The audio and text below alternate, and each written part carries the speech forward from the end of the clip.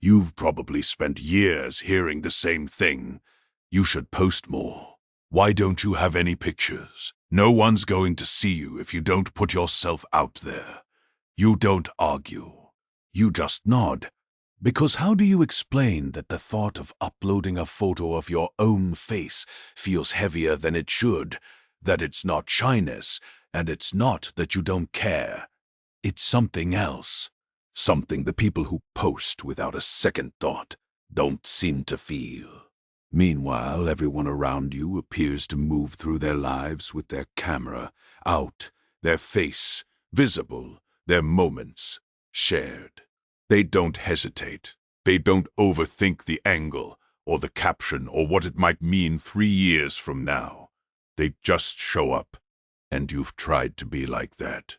You've taken the photo. You've cropped it. You've typed a caption.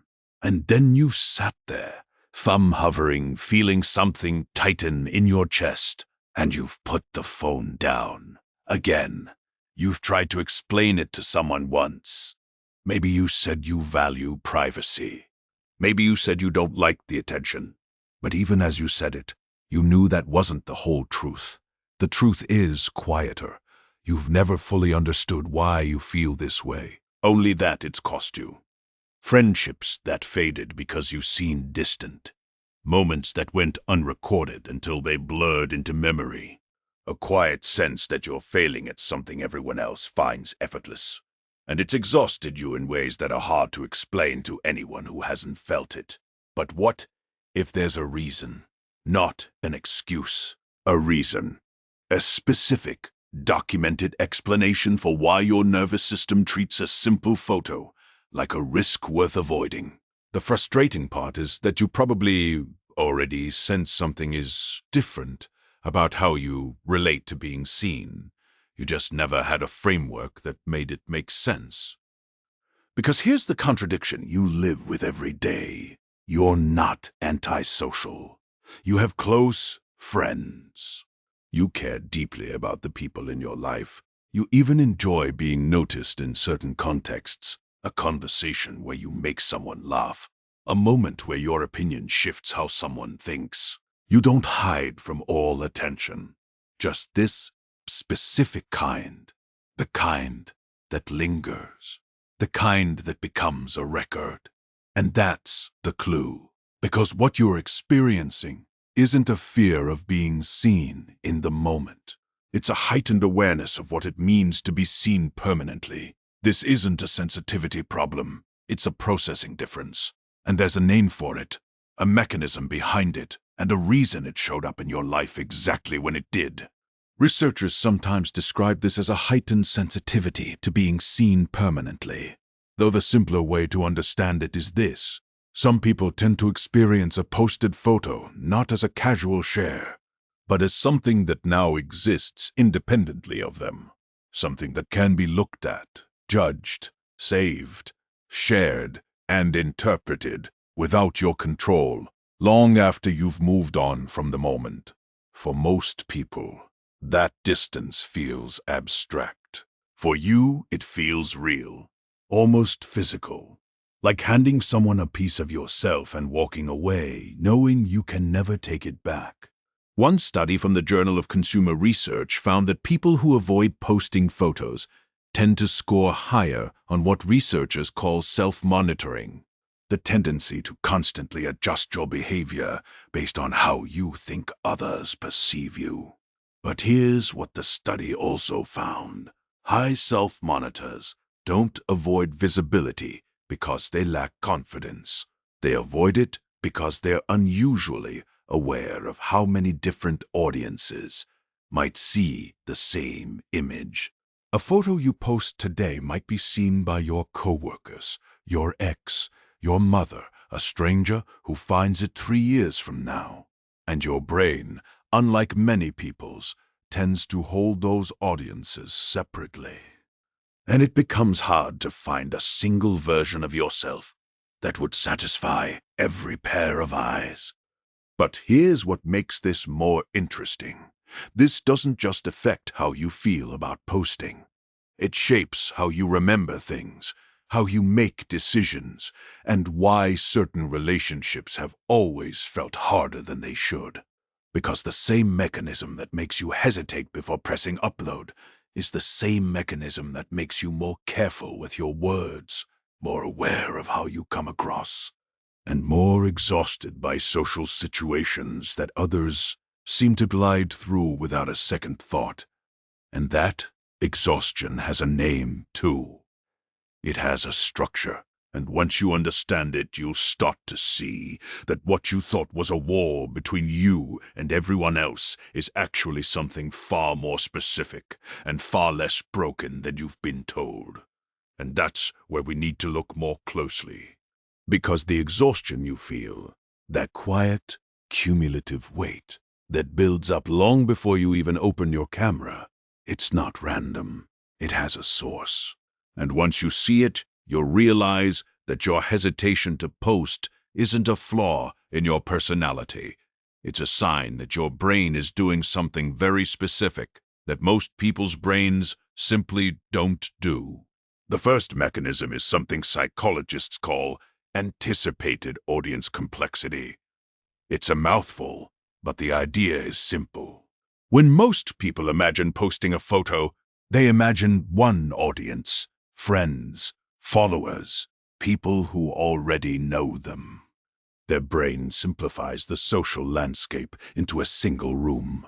But your brain doesn't do that. Your brain, when you hover over that upload button, quietly runs a scan of every possible person who might see that image. Your coworker from 3 jobs ago, your aunt who comments on everything, that person you barely know who might interpret your smile the wrong way. Your brain tends to hold those audiences separately. So instead of one room, you see a dozen rooms, each with different expectations, different histories, different versions of you they expect to see. And you know intuitively that no single photo can be all things to all people. So you don't post, not because you're afraid of being seen, but because you're too aware of how many different ways you can be seen at once. And that's why you've always felt like you're failing at something effortless. Because for people who post freely, the social landscape looks flat. For you, it's layered, and your brain refuses to ignore the layers. But that's only part of it. Because this mechanism doesn't just affect how you feel about posting. It also changes what you reach for when you want to be understood. And this is where the second piece comes in. Research in developmental psychology has found that people who avoid posting photos often rely on a different channel for connection. You don't use images to communicate who you are. You use words, conversations, moments of private exchange where you can control the pacing, clarify the meaning, and adjust in real time based on the other person's reaction. For you, being understood isn't something that happens in a single image.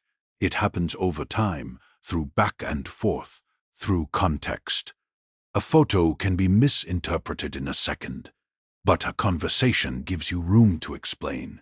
And that's not a weakness. That's a different way of managing the complexity your brain is already tracking. Now here's the third mechanism. And this one might hit the hardest. It's about time. Not the time it takes to post, but the way your brain processes the permanence of a shared image. For most people, a posted photo lives in the present. They post it, forget it, move on. But for you, a posted photo feels like it exists in all time at once. It will be there tomorrow, next year, after you've changed, after the relationship in the photo has ended, after the version of you in that image no longer feels like who you are. And your brain, because it processes time differently, can't separate the moment of posting from the moment of future looking.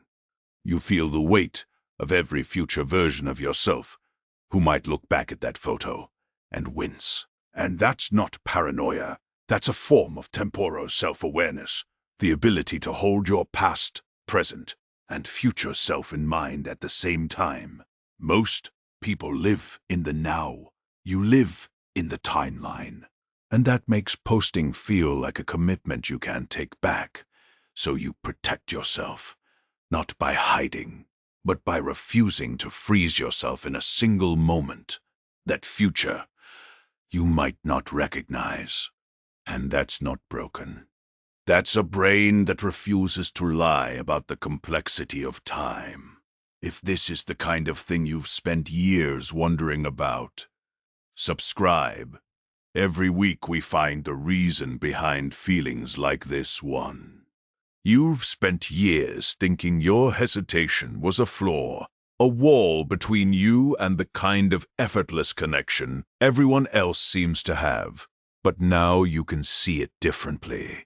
That hesitation wasn't a lack of confidence. It was your brain doing something most brains don't do, holding every possible version of yourself in mind at once, refusing to flatten your complexity into a single image that strangers could misinterpret, save, or judge long after you've moved on. You were never hiding. You were protecting something real. Your ability to be understood on your own terms, in your own time, through words and presence, rather than frozen moments that can't explain themselves. Here's what you get to carry with you now. You were never too sensitive to the present. You were just too aware of the future to pretend it didn't exist. And if there's a reason for this, there's probably a reason for why you feel the same weight in other parts of your life too. Why certain conversations drain you faster than they should. Why you sometimes pull back from people who seem to want more from you than you can give. That's what we're looking at next.